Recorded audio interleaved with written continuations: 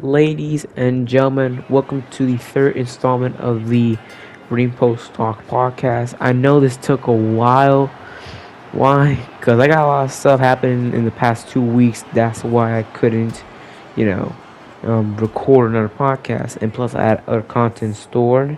And yeah, that's kind of why I haven't uploaded this podcast in like a couple of weeks. So that's on me. And yeah, today we'll stand deliver.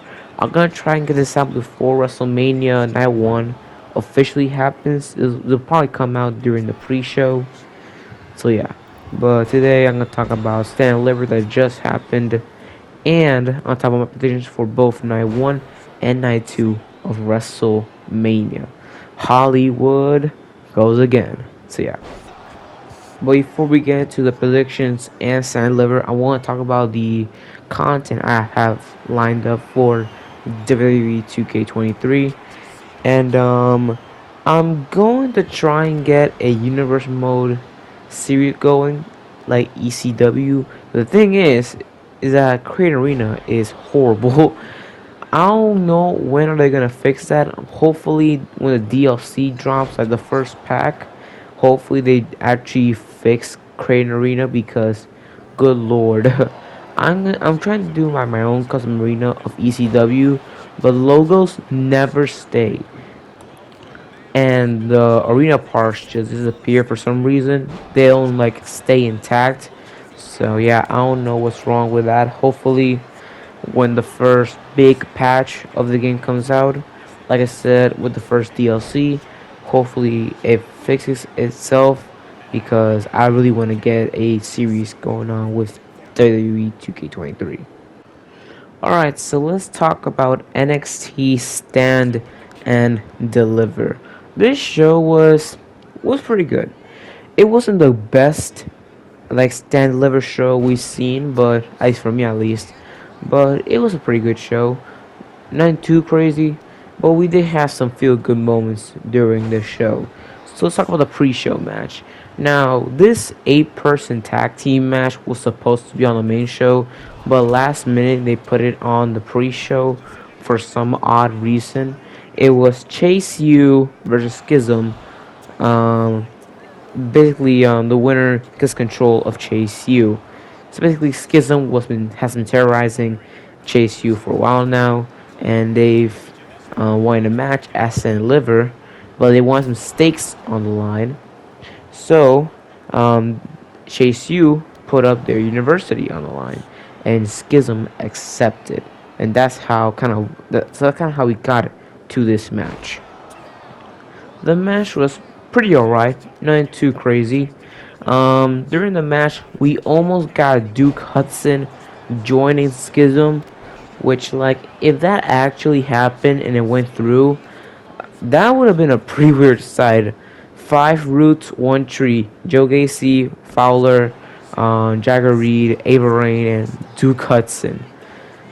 Duke Hudson has had a lot of gimmicks so far in NXT, but I feel like Chase U is the best one. But we're getting off topic. So basically, he rips up the Schism shirt that he had on that Schism offered him. He rips it up. He's still bleeding red and black with Chase U, and yeah.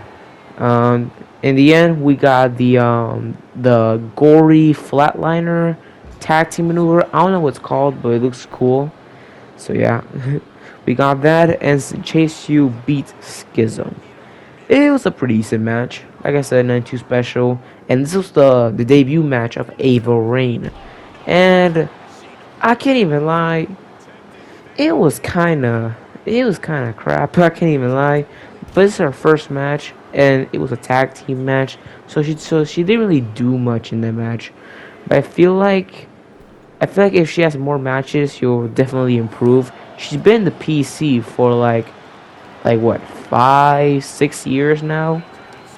Ava doesn't even have a proper finisher yet, so hopefully she gets one pretty soon if she even wants to make it in NXT. And speaking about the women in NXT, up next we have for the NXT Women's Championship. It's a 6-woman ladder match. We had Roxanne Perez defending her title against Indy Hartwell, Gigi Dolan, Lara Valkyrie, Tiffany Stratton, and Zoe Stark. This was a pretty fun match. I genuinely thought that either Roxanne or Tiffany was gonna get the championship, but no, this match surprised us. At least me, at least. And this match was really good. And during the match, G Dolan tried to get the championship by climbing the ladder, but JC Jane made her NXT return. We haven't seen her since like Roadblock, I think. So she's back. She threw G Dolan onto a ladder bridge, and she was out for the rest of the match. So that was cool to see. But in the end, Indy Hartwell pushed Tiffany Stratton out the ladder into to the other woman, and it looked brutal. That bump looked painful. Hopefully she's all right. After it, she let out a giant yell. So hopefully she's okay after that nasty landing she took to the outside. Regardless, Indy Hartwell was struggling to get up to the top of the ladder, and then we saw Dexter Loomis help out Indy Hartwell so for her to get the NXT Women's Championship. That was a cool. That was a cool surprise to see Dexter Loomis making an appearance to help out Indy Hartwell get her first singles NXT Women's Championship. That was pretty awesome to see. Index is still alive, ladies and gentlemen. Index is still alive. I really like how NXT is like giving us surprises. It's not predictable, which I really like. So yeah, Shawn Michaels, some good booking here on NXT Stand and Deliver. But coming up next, we have a kind of a miss. Like the match wasn't really that good, but it wasn't bad either. We have for the NXT Tag Team Championships in a triple threat match. We had Gallus defending their titles against the Creed Brothers and Tony D'Angelo and Channing Stacks Lorenzo. Now this match was kinda eh. I expected a lot more from these teams than what happened to today, but it wasn't really that bad of a match. I really wished this match was a bit better. Maybe maybe it had a better story. Could have been even better. But yeah, it wasn't really too special. Anyways, the final moments of the match had Channing pinning Mark to try and win the titles, but Joe Coffey made his return to help out his Gallus Boys teammates, and Mark Coffey and Wolfgang, and he cost Tony D and Channing the tag team titles. Gallus hit the fireman's carry running knee strike. I don't know what it's called. The move looks pretty damn sick. And Gallus retains their NXT tag team titles. Like I said, the match wasn't really too outstanding. I really expected a lot from these teams, especially given how NXT has had a lot of multi-man tag team matches, like triple threats, fatal four ways at the pay-per-views, and they usually delivered. But I think this one was kind of a dud. And Wolfgang are still tag team champions, which I like Gallus, but I don't know. They've been kind of boring ever since they've returned to NXT. They're not really that special. I kind of wish they would have like better tag teams in this one. Made Pretty Deadly. Maybe they knew they could have came back and done a surprise there, but no. I feel like a bit of a dud match. Nothing too crazy. So yeah, Gallus retain their NXT Tag Team Championships. Up next, we saw a fantastic match, in my opinion. Probably contender for match of the night, or match of the day, technically. We had for the NXT North American Championship in a fatal 5-way match between Wesley defending his title against Axiom, Dragon Lee, Ilya Dragunov, and JD McDonough. This match was just phenomenal. This match was crazy all through. And this was Dragon Lee's first match in the WWE. And man, did he show out. For his first match, he was phenomenal. He was incredible. I haven't really seen much of Dragon Lee, But this match really showcased him off in a perfect light. His entrance was awesome. Um, what can I say? The theme song was fantastic. The presentation of Dragon Lee, at least so far, I know it's the first match, but so far it's really, really good, and I cannot wait to see him more in NXT. But Dragon Lee was not the only star in this match. Ilya Dragunov was, in my opinion, the MVP of this match. He went crazy. He was he was just a fucking madman in that match. He was whooping ass. What can I say? He was just killing it, beating the shit out of everybody in that match. Axiom really got it the worst though. Axiom got his ass whooped by everybody, especially by Ilya. Ilya chopped this man like I don't know how many times in the corner. He was going off. Ilya Dragunov, hopefully he gets a title soon, because I can guarantee you that title reign will be magnificent, just like his previous NXT UK title reign. And hopefully they calls up Ilya to the main roster, and I hope he's like the one to defeat Gunther for his Intercontinental Championship reign, just like Ilya did to Gunther with his NXT UK title reign. Because, hey man, Ilya Dragunov deserves it. He is that guy. He is him. No pun intended. But he is a madman. What can I say? But Ilya, like I said with Dragon Lee, he was not the only star. JD McDonough, Axiom, and Wesley went off as well. JD McDonough was just headbutting people like it's nothing.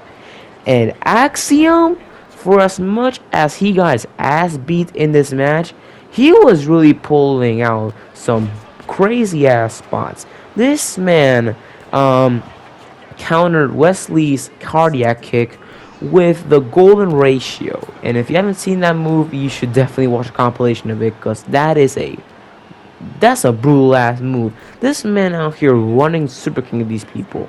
Like, god damn. Anyways, this match was phenomenal. From top to bottom, 5 stars. Top to bottom, 10 out of 10. It's contender for match of the night. But there's also another match, which I'll get to later, that is a match of the night contender as well.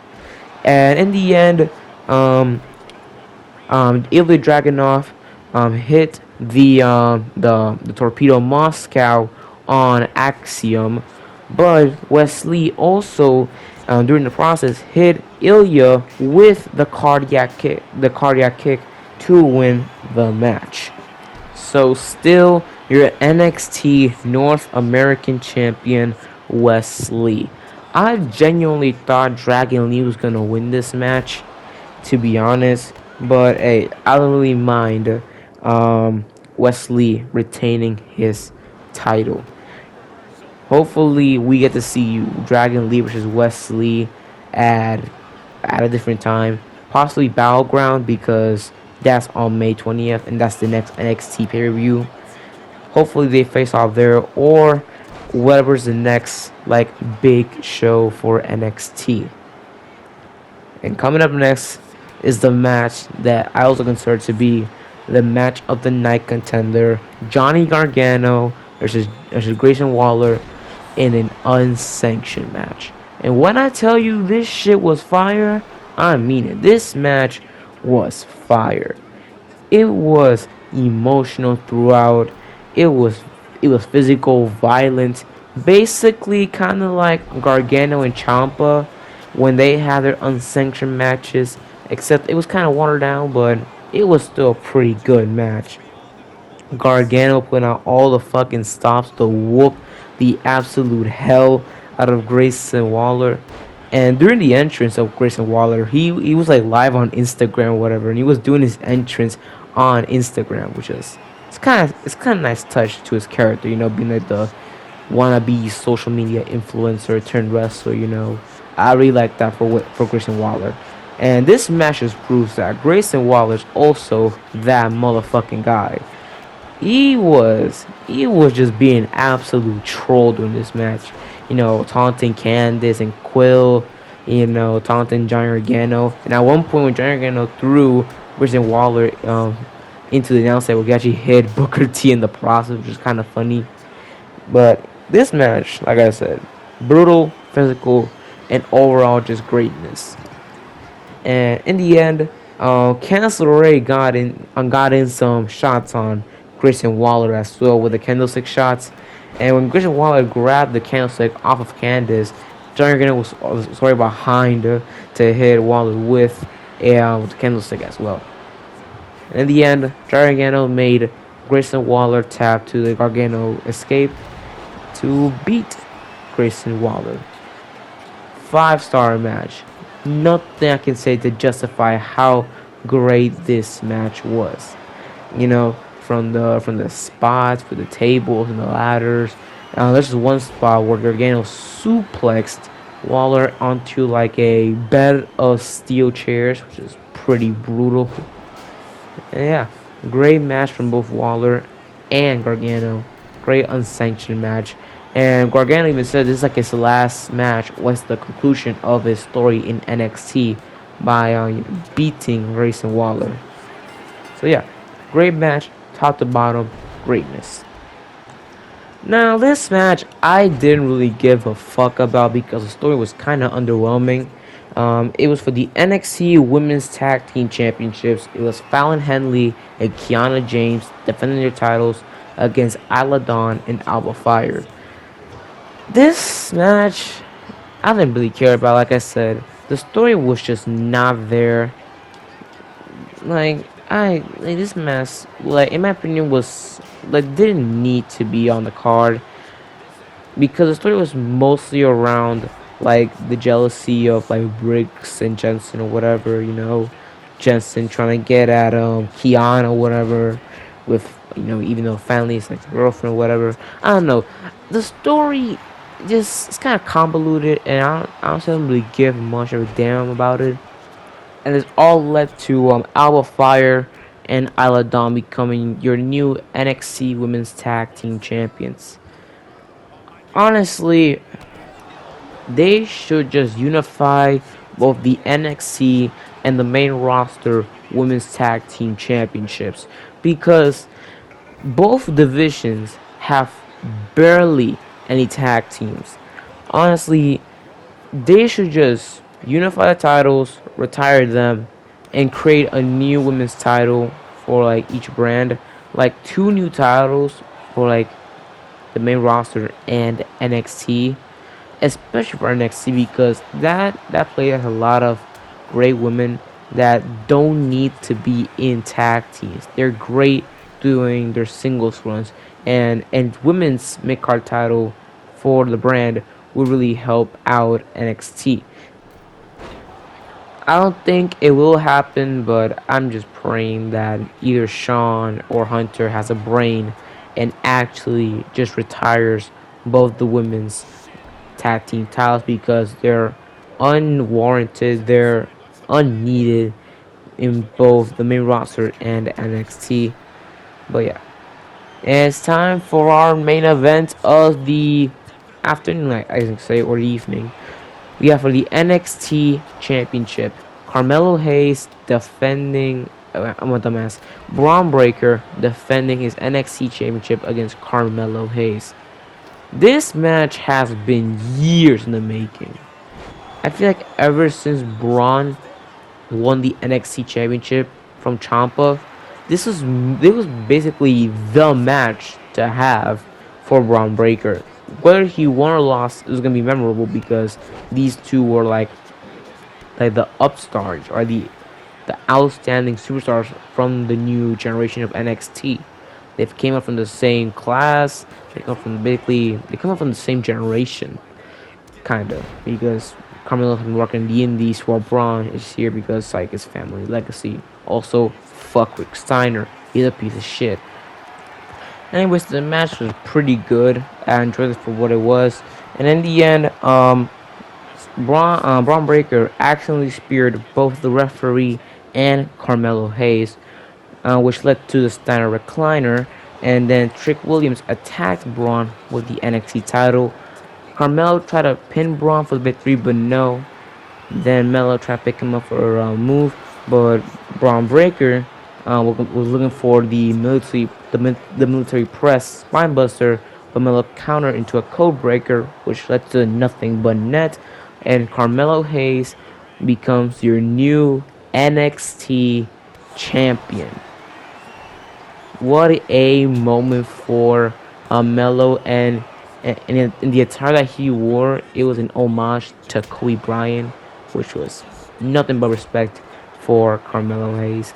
And now he's your new NXT champion. I'm really interested on where this goes, and hopefully his title reign is really damn good because Melo is him. He is him. He is that guy, and and there's no doubt that his reign will be fucking legendary. Great match to close out the show. And yeah. Also, during the celebration, they did count like this respect taunt or whatever. And yeah, it goes out the shot with Melo holding that NXT title up in the air. What a show. Enjoyed it. It had some downs, but it mostly had ups. I'd give it about like a 7 out of 10. Pretty good show. You know, I feel like last year's was a bit better, but hey, man, pretty good show. And that's a great show for the evening. And now we also have WrestleMania Night 1. And since we're about WrestleMania, let's do our WrestleMania predictions. We're going to start with Night 1, and then we'll go on to Night 2. So let's start off with WrestleMania Night 1. The opener is for the United States Championship. John Cena challenging Austin Theory for the US title. I have Austin Theory winning this match. I don't see a point in John Cena winning the championship. I don't feel like he needs it now. I feel like he really needs an IC title or like one more world title, in my opinion. I don't feel like the IC title is really necessary for his career right now. And I don't feel like he should be the one to host an open challenge on night 2. And I don't think he should, lose the title in the open challenge. I kind of feel like that would be something that Austin Theory would do. And I feel like it would make more sense for Theory, for him to win and for him to host the open challenge, in my opinion. So yeah, I got Austin Theory winning the United States title, or retaining the title. Up next, we got the men's showcase tag team match. Fatal 4-way on the Viking Raiders versus the Alpha Academy versus the Street Profits versus Braun Strowman and Ricochet. I don't know what are the purpose of these showcase tag team matches. Like, do the winners get a title shot at the tag titles? Like, what's the point of these? Like, I'm hoping this is like a shot at the tag titles. But given how this has been booked, I don't think the winner will get a tag title match. Which, if that's the case, then what's the point of having this match? Like, there's no purpose of it. Anyways, I got Braun Strowman and Ricochet taking the W in this match. Next up, 6-woman tag team match. Trish Stratus, Becky Lynch, and Lita versus Damage Control. I feel like the best case scenario should be Damage Control winning, but I feel like the way they've been booked, it's kind of too late for them to win. Because then, like, what would be the point of Lita and Becky, win the tag titles if they're just gonna lose, like at WrestleMania in a non-title match? In my opinion, I feel like Lita, Trish, and Becky should win the match, but then like Trish Stratus turns on Lita and Becky, and then that could set up like a feud for Backlash. They could have Lita and Trish or whatever, and then like have the finale of the Becky and Bayley story. Because in my opinion, this should have already been ended at, the Steel Cage match back in Orlando. Up next, father versus son. Dominic Mysterio taking on his father, Rey Mysterio. Also, shout out to Rey Mysterio for being inducted into the Hall of Fame. Absolute legend. Back on track.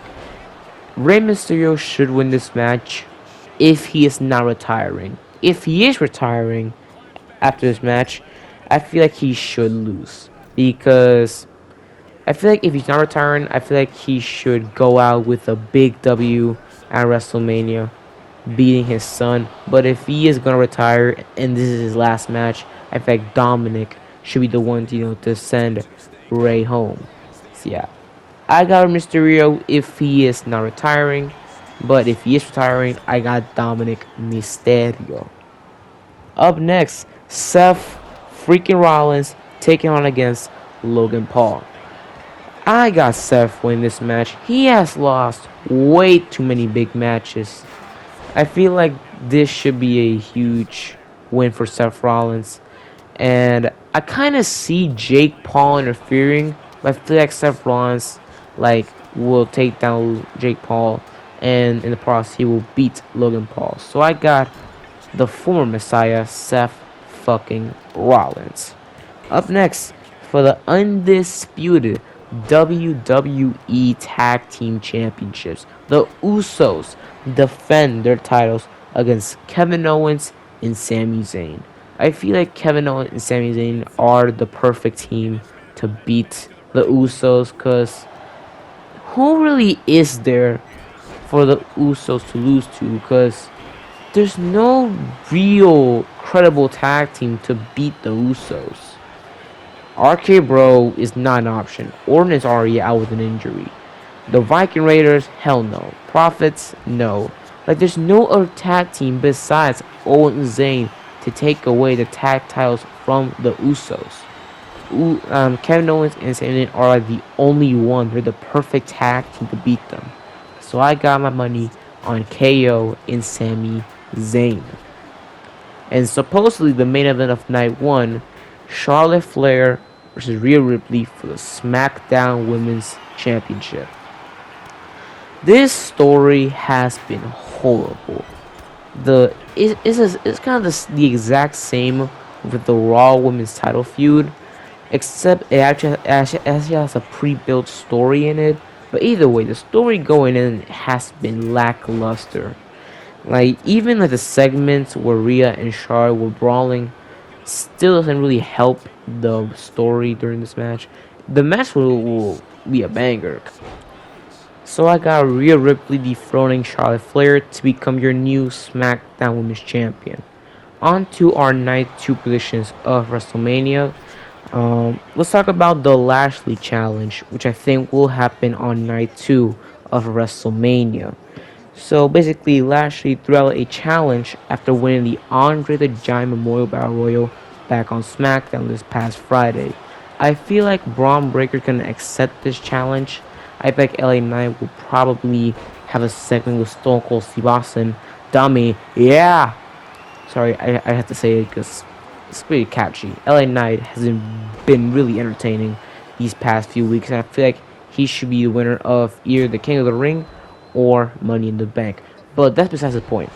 I think Braun Breaker is gonna accept Lashley's challenge and probably beat Lashley, if not give out an impressive showing against Lashley. So yeah, I have Lashley being accepted or challenged by Braun Breaker. Alright, on to the official card of WrestleMania Night 2. We have the Women's Showcase Fatal 4-Way Tag Team match with Ronda Rousey and Shayna Baszler versus Chelsea Green and Sonya Deville versus Liv Morgan and Raquel Rodriguez versus Natalya and Shotzi. The same thing I said for the Men's Showcase Tag Team match. What does the winners get? A tag title opportunity? What's the thing? Hopefully they get a tag title shot, but if they don't, then what's the point of this match? I think maybe they will challenge Becky and Lita for the tag titles on night 2. So that's kind of how I got. But in my opinion, I think the winners are gonna be either Chelsea and Sonya or Ronda and Shayna.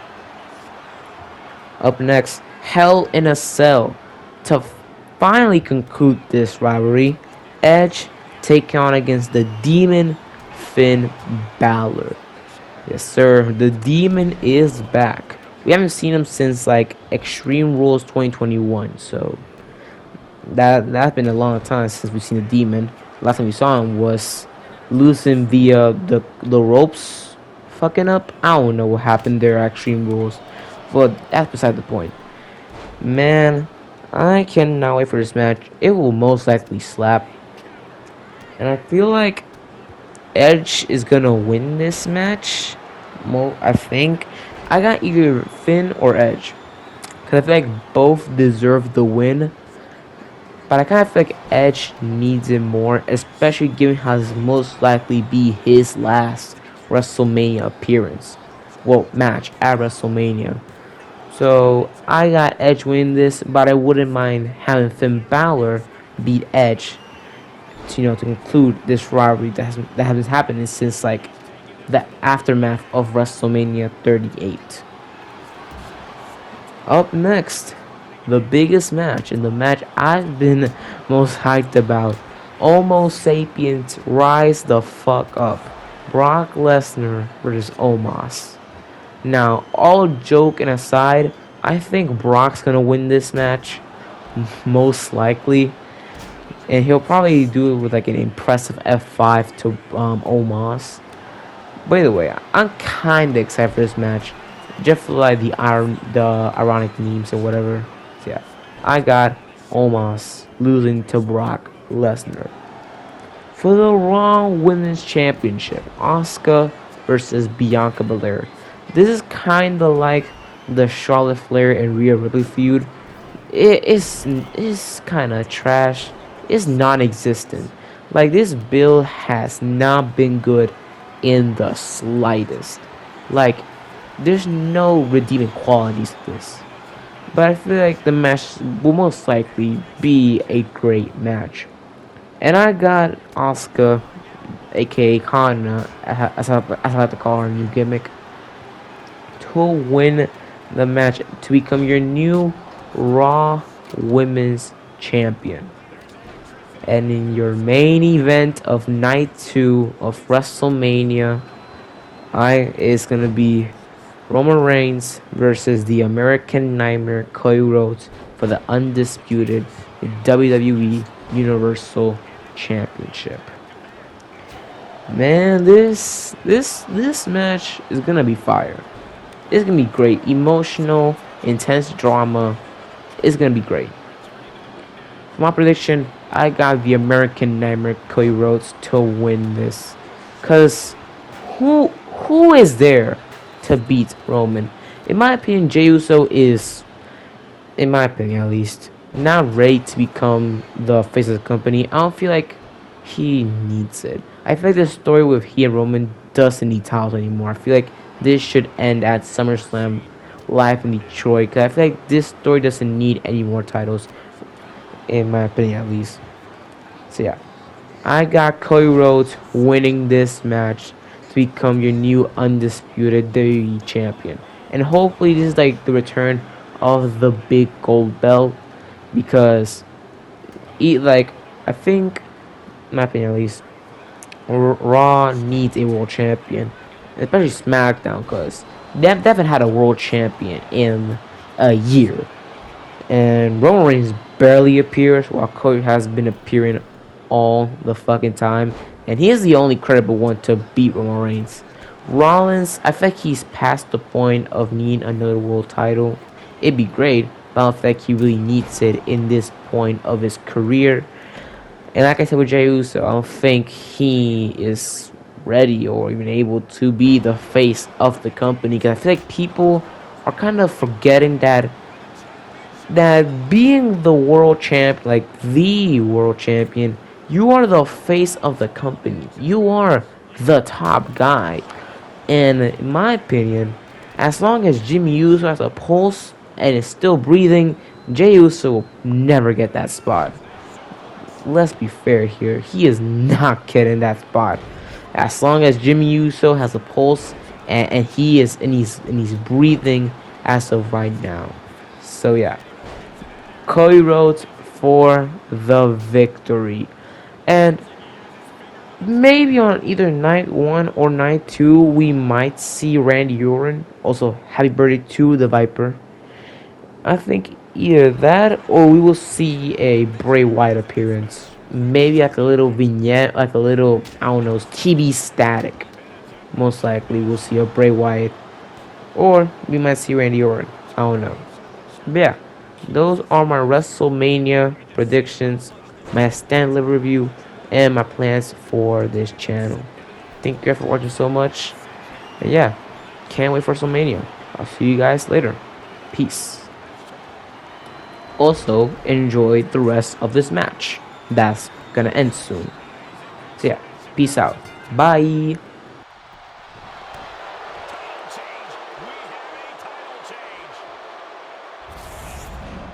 Some superstars doing what they do best. Here are the highlights.